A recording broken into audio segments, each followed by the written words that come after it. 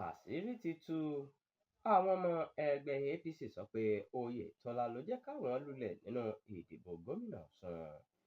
Àwọn àgbààgbà àti lámẹ̀tọ́ ẹgbẹ́ òṣèlú All Progressives Congress APC nípínlẹ̀ Ọ̀ṣun, ìyẹn Ọ̀ṣun APC stakeholders ti kọ lẹ́tà sáàrẹ orílẹ̀-èdè Nàìjíríà Aṣíwájú Bọ́lá Ahmed Tinubu lórí ìdí tí ẹgbẹ́ náà fi lulẹ̀ nínú ìdìbò gómìnà tó wáyé nípínlẹ̀ náà ní ọjọ́ 15 oṣù kẹjọ ọdún 2026.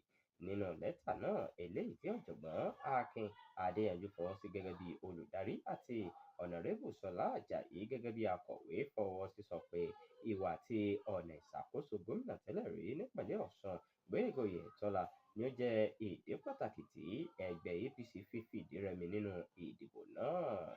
Àwọn àgbààgbà ẹgbẹ́ náà sọ pé Oyètọ́lá yan àwọn ọ̀rẹ́, àwọn èèyàn tó súnmọ́ àti àwọn aráalé rẹ̀ sí oríṣiríṣi ipò òṣèlú níjọba àpapọ̀. Bákan náà ni wọ́n fẹ̀sùn kàn pé ó yan àwọn olùdíje fún gbogbo ipò nípìnlẹ̀ náà nìkan láì gba àwọn àgbà àti àwọn ọmọ ẹgbẹ́ pàtàkì láàyè láti kópa nínú ìlànà náà. Wọ́n ní irú ìwà náà fa kí àwọn ọmọ ẹgbẹ́ kan kúrò nínú ẹgbẹ́ náà tí ó sì fa kí APC pàdánù àtìlẹ́yìn àwọn ògúnnágbòǹgbò nínú àwọn ẹkùn ìdìbò mẹ́tẹ̀ẹ̀ta nípínlẹ̀ Ọ̀ṣun.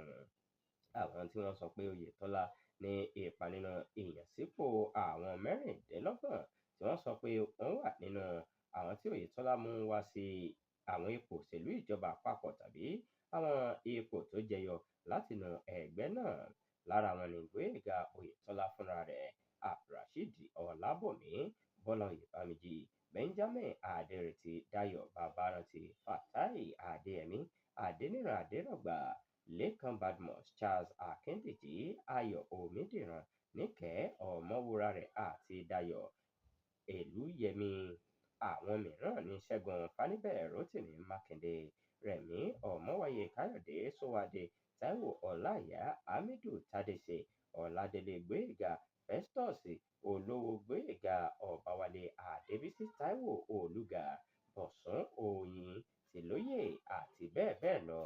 Àwọn àgbààgbà náà tún sọ pé Oyètọ́lá ni ó yan olùdíje fúnpò gómìnà, ìgbákejì rẹ̀, àwọn olùdíje lẹ́kùn ìdìbò mẹ́tẹ̀ẹ̀ta, àwọn olùdíje ilé-ìgbìmọ̀ aṣojú-ṣòfin 9 àti àwọn olùdíje ilé-ìgbìmọ̀ aṣòfin ìpínlẹ̀ tí wọ́n jẹ́ 26.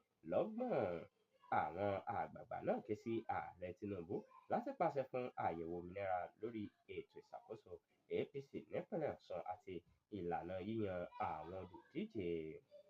Wọ́n tún béèrè fún ìpàdé ìlàjà láàrin Oyètọ́lá, àwọn àgbà ẹgbẹ́ àti àwọn lámẹ̀tọ́ tí inú wọn kò dùn sí ipò tí ẹgbẹ́ náà wà lọ́wọ́ yìí lábẹ́ àbójútó National Working Committee fún àtúnṣe ẹgbẹ́ náà.